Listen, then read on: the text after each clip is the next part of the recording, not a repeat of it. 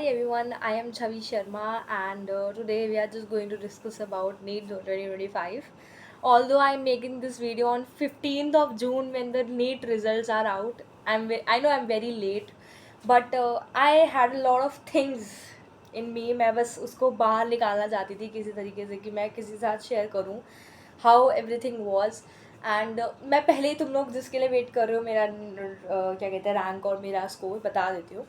मेरा 2025 में स्कोर बन रहा है 546 and my rank is 14,200 something.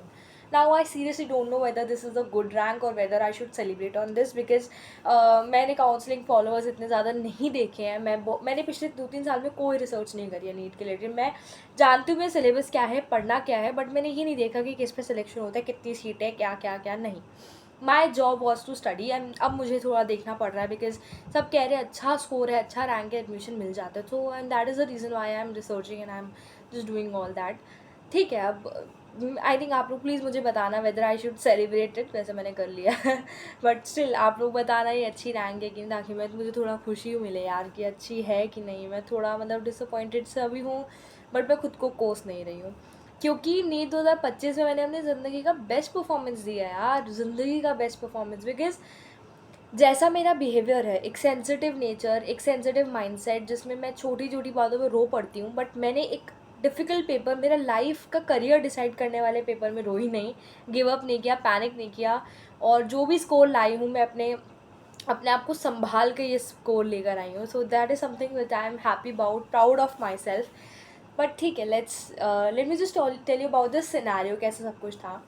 सो 2024 में मैं महाराष्ट्र में थी, मुंबई में, थाने में. एंड मार्च एंड में हम लोग गुजरात आ गए थे एंड मैं इस वक्त भी गुजरात में ही हूँ. देन मेरा सेंटर लेकिन दिल्ली में था. सो मैं 1 मई को दिल्ली गई थी. ठीक है, कोई बात नहीं, कोई दिक्कत नहीं है. मेरा सेंटर एग्जैक्टली मयूर विहार में था एंड मयूर विहार में कोई गवर्नमेंट कोएड करके स्कूल था. कोई होगा वहाँ तो बताना यार, मेरे हॉल में किसी ने मुझे देखा हो तो हेलो है. तो मैं गई थी एग्ज़ाम देने, वहाँ पे भी बढ़िया. तो बहादुरगढ़ में मैं मेरी नानी का घर था तो वहाँ से मैं गई थी एंड बढ़िया से सुबह सुबह भाई गए थे ना. मैं बताऊँ मेट्रो से गई थी क्योंकि बहुत दूर था वैसे तो सेंटर. एंड कुछ खास ऐसे एक्सपेक्टेड नहीं था. मैं कहा यार ठीक है, जैसे मॉक टेस्ट दिए हैं, लगभग लगभग 70 मॉक टेस्ट दे चुकी हूँ यार, देखो 70 मॉक टेस्ट है ये. और ये कुछ ऑनलाइन दिए थे तो ये उसके मिला के हैं, सब मिला के 70 मॉक टेस्ट थे. एंड 70 से ज़्यादा ही दिए हैं एक्चुअली, 70, 75, 80 के आसपास दिए हैं मैंने आखिरी 3 महीने में. मैं मार्च और अप्रैल में मैं एक दिन में लगभग लगभग 3 पेपर दे रही थी. मैं खाली थी, सब सिलेबस हो गया था, 3 पेपर दे रही हूँ, निकाल रही हूँ आराम से बैठ के. तो ऐसा ही था. मैंने नीट 2024 का पेपर भी दिया था, उसमें मेरे स्कोर था 599 and my rank was 70,000 something. Now this time मतलब पिछले साल मैंने कोचिंग नहीं ली थी, मैंने यूट्यूब से पढ़ा था. तो जैसे जैसे मेरे मार्क्स आ गए थे मैं काफ़ी दुखी भी थी. इस बार मैंने अच्छे से पढ़ा, कोचिंग ली थी बट वो हेल्पफुल नहीं थी. मैं जाती ही नहीं तो ज़्यादा, मतलब गई थी, वो लॉन्ग स्टोरी है, छोड़ो उसके बारे में नहीं करते हैं. और मैंने फिज़िक्स वाला का भी बैच लिया था तो मैंने जनवरी में मेरा सिलेबस हो गया था. नाउ यू विल से जो उन्होंने पढ़ा है कि भाई मार्च में ख़त्म हुआ था सिलेबस. तो भाई मेरा ना ऐसा नहीं था कि मैं बहुत लाइक आसान, मतलब मुझे सब कुछ आता है, ऐसा भी नहीं. बट मेरे को मैक्सिमम चीज़ें आती थी यार. 599 पढ़ लिया, मतलब कॉन्सेप्ट्स क्लियर है, बस थोड़ा मॉक टेस्ट पे ध्यान देना. और वही मैं चाहती थी, मैं जल्दी सिलेबस करूँ ताकि मॉक टेस्ट निकाल सकूँ. तो मैंने नीट 2024 के सर से वीडियो से पढ़ लिया. हाइड्रोकार्बन, हैलोजन, अल्कोहल जैसे चैप्टर्स मैंने एक एक दिन में निपटाए हैं, लेजिट नोट्स के साथ. क्वेश्चंस भी किए हैं एक एक दिन में. अब तुम देख लो कितना पढ़ा था. कुछ ही दिन ऐसा हो पाया था, फिर टायर्ड हो गई थोड़ा सा, लेकिन कर लिया था. एक एक जो टारगेट थे मेरे पूरे हो गए थे. नाउ नीट 2024 4 मई से पहले भी मैंने नीट रेप्लिका टेस्ट दिया था और मेरे सही नंबर आए थे. मेरी मार्क्स थे 690, मेरी ऑल इन रैंक प्रिडिक्टेड उसमें जब जितने लोग बैठे उसके हिसाब से 39 रैंक थी. ठीक था, बढ़िया था कि यार हाँ सही जा रहा है, अभी तक तो सही जा रहा है, अब आ जाना चाहिए कल पेपर में. मुझे नहीं पता था कि ऐसा कुछ होने वाला है. तो गई सुबह 4 मई को पेपर देने एंड बढ़िया से यही कपड़े पहने हुए थे, यही था, यही शर्ट थी और यही लोअर भी यही था. तो इसी में बना रही हूँ. तो ऐसे ही इनफैक्ट बाल भी ऐसे ही थे. वैसे मैं छोटी करके गई थी लेकिन उन्होंने कहा कि अपने रबर बैंड निकाल दो. तो पता नहीं क्यों रबर बैंड से क्या होता है, लेकिन ठीक है उन्होंने जानबूझ के किया, क्योंकि फिर हम लोग ही होते जो उन पर उंगलियाँ उठाते, क्या तुमने सेफ्टी कुछ सिक्योरिटी नहीं करी, कुछ नहीं था, तो सही किया उन लोगों ने। तो गर्मी बहुत थी, 4 मई के दिन बहुत गर्मी थी। दिल्ली तो भाई सूरज और अर्थ के बीच में पहुंचा हुआ है, बहुत गर्मी है उधर। आगे गुजरात में भी उतनी गर्मी है, बहुत गर्मी है उधर भी। तो गए उस दिन, देखा बैठा, मतलब मेरा रबर बैंड वगैरह निकाल दिया। पहले बायोमेट्रिक्स में बहुत परेशान किया भाई, मेरा अंगूठा ही नहीं आइडेंटिफाई कर रहा है वो, ना ये अंगूठा ना ये अंगूठा, मुँह भी आइडेंटिफाई नहीं कर रही कि ये तो कोई और ही बच्चे आ गए पेपर देने। 2-3 बार उसने परेशान किया, बट कोई बात नहीं, उस चीज़ को मैंने ज़्यादा सीरियसली नहीं लिया कि यार इतना हर छोटी छोटी चीज़ को अगर हम सीरियसली लेंगे ना तो कुछ नहीं होगा यार। चीज़ें होती, एग्ज़ाम सेंटर है, एग्ज़ाम में होता है कभी कभी बहुत चीज़ों के साथ, बहुत लोगों के साथ होता है। कुछ लोगों को 10 मिनट पेपर लेट मिला है, सोचो मैं तो बहुत लकी थी इस हिसाब से। तो एग्ज़ाम हॉल में गई, कुछ नहीं पढ़ रही थी, अब मैं हेड डाउन करके आराम से बैठी थी। मैंने सुबह मेट्रो में पढ़ा था, डीएनएफ पढ़ रही थी मैं। तुम लोग जानते हो कैसा कोई पेपर है डीएनएफ, बहुत इससे जब पी ब्लॉक दे दो। पता है डीएनएफ का बहुत अजीब ट्रेंड है यार, मतलब पी ब्लॉक दोबारा ले आओ, डीएनएफ मत डालो, बहुत गंदा डीएनएफ चैप्टर लगता है मुझे। मैं उसको इतनी बार पढ़ चुकी हूँ, एनसीईआरटी के एग्जैक्ट नोट्स बनाए, यही मेरा तरीका था पढ़ने का। मैं बायोलॉजी के ना ऐसे पढ़ती थी, बुक खोली हुई है साथ में, मेरे नोट्स क्या नोटबुक है, एनसीईआरटी की लाइन पढ़ी, उसको लिख दिया। मैंने लिख लिख के याद किया, क्योंकि मेरे साथ प्रॉब्लम है, मैं रीडिंग नहीं कर सकती हूँ। लाइक अगर मैं तुम्हें एक सेकेंड दिखाऊँ, मैं लेजिट बुक लेकर आई थी पढ़ने के लिए कि मैं बुक रीड करूँगी, पर मेरे से पढ़ी नहीं गई, मैं रीडिंग कर ही नहीं सकती हूँ। तो मेरे साथ यही नीट के बायोलॉजी के साथ था। तो मैंने सोचा कि यार एक बार वन शॉट में, मतलब क्या कहते हैं उसे, शॉर्ट सोल्यूशन निकालते हैं। नहीं रीड की जाती है, सीधा लिख डालो, दिमाग में छप ही जाएगी। मैं बार बार रीड नहीं कर सकती, मेरे साथ यही प्रॉब्लम है। तो अब ये सब था, तो सुबह डीएनएफ पढ़ रही थी, थोड़ा बहुत बायोलॉजी देख लिया, एग्ज़ाम हॉल में हेड डाउन करके बैठी हुई थी। तो कुछ बहुत वाहियात लोग एग्ज़ाम देने आ जाते हैं। एक लड़की थी हमारे साइड वाले बेंच में, सबसे आगे बेंच पे बैठी थी। वो 5 मिनट लगे उसको आई थिंक सेटल होने में। इंस्टेंटली पीछे मुड़ी, पीछे आए लड़के से बातें करना शुरू, रुक ही नहीं वो लड़की, बोले जा रही है बोले जा रही है, मैंने आज ये किया, मैंने तो ये पढ़ा है, मैंने अल्कोहल वाला चैप्टर पढ़ा है, मैंने इतना पढ़ा है, वो जेनेटिक्स में ना वो सब हो सकता है, और फिजियोलॉजी का ये, भाई बोले ही जा रही है। मेरे को गुस्सा आया था कि यार किसी स्ट्रेंजर से तुम इतनी जल्दी कनेक्ट करके कैसे, मतलब वो तो एक नाइटमेयर हो सकता है हम जैसे इंट्रोवर्ट्स के लिए। भाई सब उसकी तरफ देख रहे हैं, भाई इतना अजीब लग रहा था। भाई मेरे को कोई ना देखे, मैंने बाल खुले थे, मैं खुद वॉशरूम तक जाने में शर्मा रही थी कि मेरे बाल खुले हैं, कोई इधर ही देखेंगे सब लोग, सबके खुले थे, भले सारे लड़के खुले थे। बट ठीक है यार, बहुत बोल रही थी वो लड़की, चुप ही नहीं हुई। एक लड़की अजीब से आई थी सेंटर में, उसका अलग ही डेट ऑफ बर्थ था, कुछ 2008 करके डेट ऑफ बर्थ। मतलब 2 साल छोटी है ये मुझसे, इस वक्त क्या कर रही है एग्ज़ाम देने, अभी क्यों आई है, ऐसे कुछ उसने डेट ऑफ बर्थ बताया था, और वो बैठ के एग्ज़ाम देकर चली गई।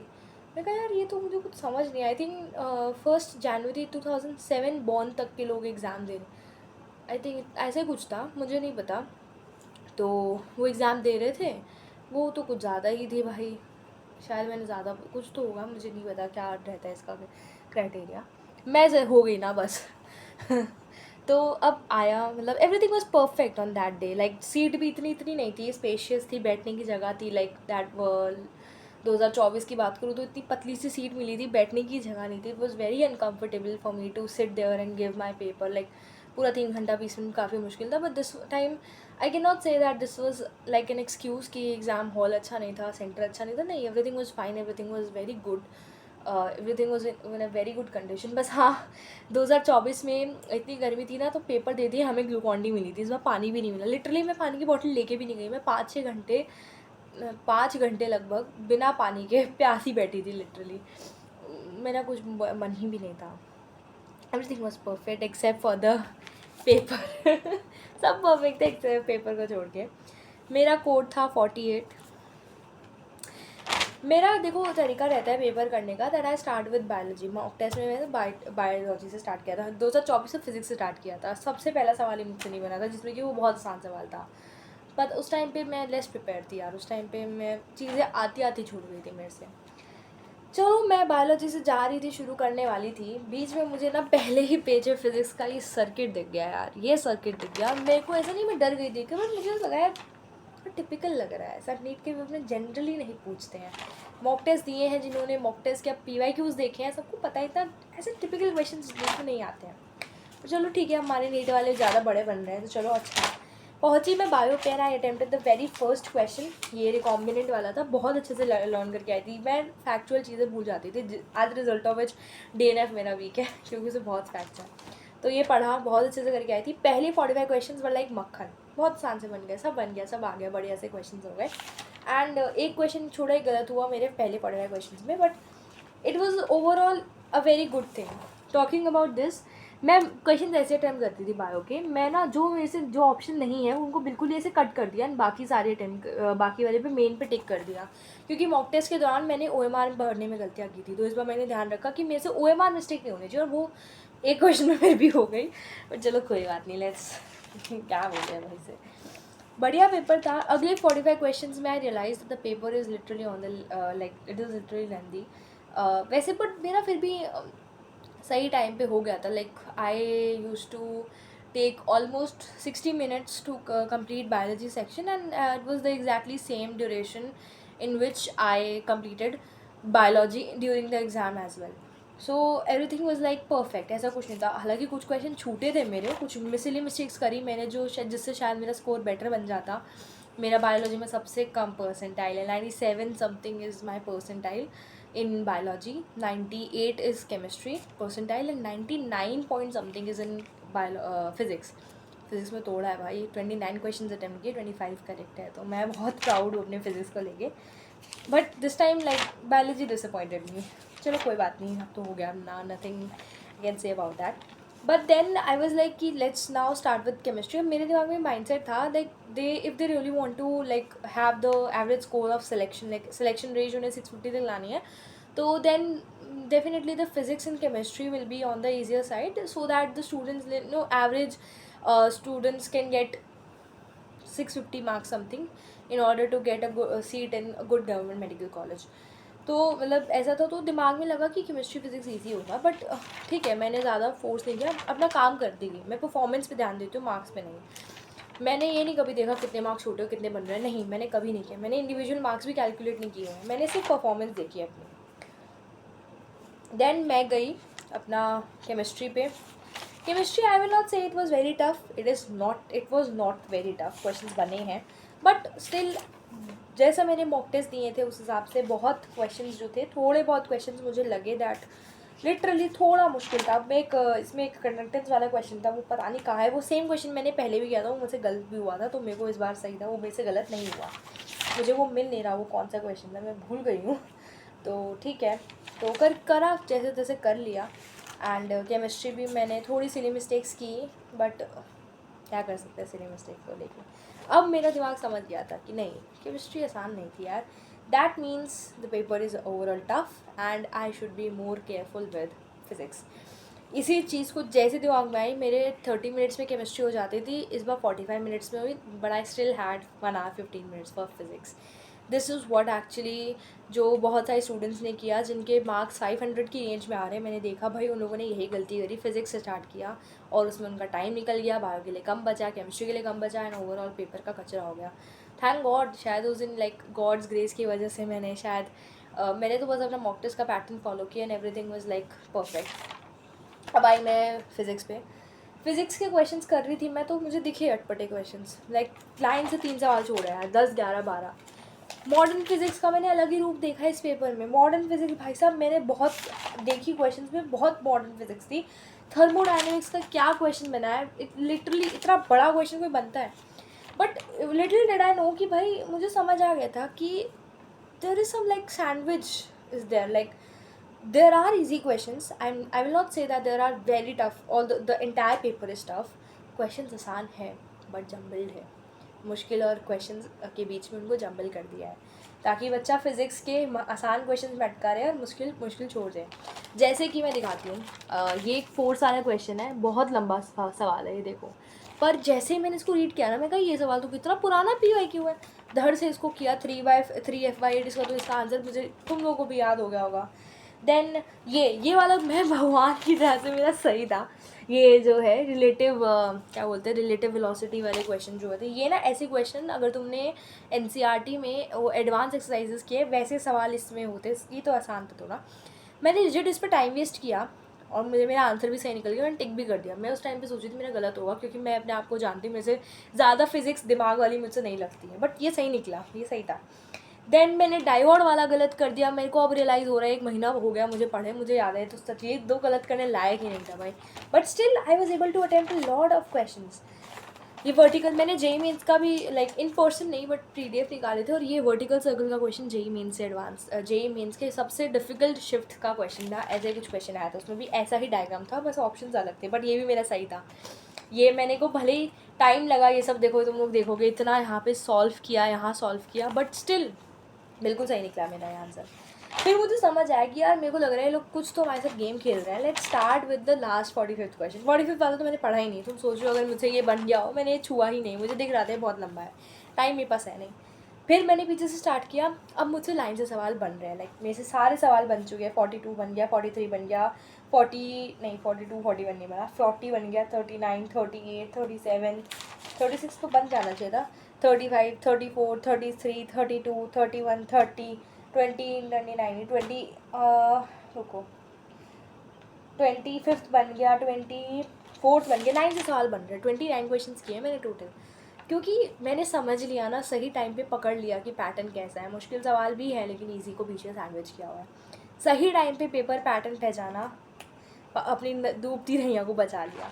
अभी भी मैं नहीं बोलूँगी यार बहुत ही ज़्यादा बेहतर है, लाइक बहुत अच्छा स्कोर है, नहीं, मैं बेटर कर सकती थी, थोड़ा सा ज़्यादा 560 तक आ जाता तो आई थिंक मेरी रैंक अंडर 10,000 होती, बट कोई बात नहीं यार। अब मैं उस चीज़ के ऊपर कितना ही शिकायत करूँ। बिफोर रिजल्ट आई वाज की अंडर बढ़िया से 15,000, किसी यूट्यूब वीडियो में देखा था 12,000 रैंक पे बिल्कुल, उसको बिल्कुल भीमराव अम्बेडकर वाला कॉलेज मिल गया था दिल्ली का, बट आई थिंक उसकी कोई कैटेगरी थी, क्योंकि नहीं मिल सकता भाई, 12,000 पे नहीं मिल सकता दिल्ली में कॉलेज। मेरा डोमिसाइल दिल्ली का ही है, बहुत मुश्किल होता है, कैटेगरी होती है तभी मिलता है। बाकी भाई मुझे काउंसलिंग का आइडिया भी नहीं है। I am very sorry for all the people जिनके यार 490 500 पे निकल गया यार। मैं जानती हूँ तुम लोग बहुत मेहनत कर रहे थे, कुछ चंद नंबरों से तुम्हारे नंबर छूट गए यार। जानती हूँ यार, पिछली बार मेरे 70,000 रैंक थी, एंड आई नो कितना मुश्किल होता है जब आप इतनी मेहनत करके छोड़ते हो, एंड आप लोगों ने तो ड्रॉप भी लिया था, बट क्या कर सकते हैं यार, एग्ज़ाम ही ऐसा है। आप एक और ड्रॉप लो या चीज़ें बदल दो, MBBS अब्रॉड ट्राई करो, मिल जाता है, सस्ता भी होता है, एंड ट्राई कर सकते हो, बहुत सारे कोर्सेज़ हैं। हालांकि मैं कोई नहीं हूँ जो आपके दुख को समझ सकती हूँ, बट स्टिल कोई बात नहीं यार, बहुत चीज़ें होती है लाइफ में, everything is like the life is a race, तो बहुत चीज़ें होंगी। Then talking about my result, भाई तुम लोग बताना कमेंट्स में मेरी रैंक कैसी है, मैं नहीं जानती, ऑल्दो मैंने सेलिब्रेट कर लिया है, but still I am little bit like थोड़ा स्केप्टिकल सी हूँ कि यार ये कैसी रैंक है। 14,000 is it a very good rank? मेरे को कॉलेज तो मिल जाएगा आई थिंक, बट सेलिब्रेट करने के लायक है, या फिर मेरे को बस ऐसे ऐसे बैठ जाना चाहिए, दुख मतलब कि हाँ satisfied, okay, not very happy. So please help me with that, okay? And thank you so much for watching this video till here, and बताना भाई यार, मतलब टेंशन छोड़ दो, पढ़ाई कर लो, या तो तुम लोगों को अगर ड्रॉप लेना है तो इनका फर्स्ट अटैम्प्ट था, नहीं तो there are many other options for you guys, you can try that. And yeah, thank you so much for watching this till here, and bye bye.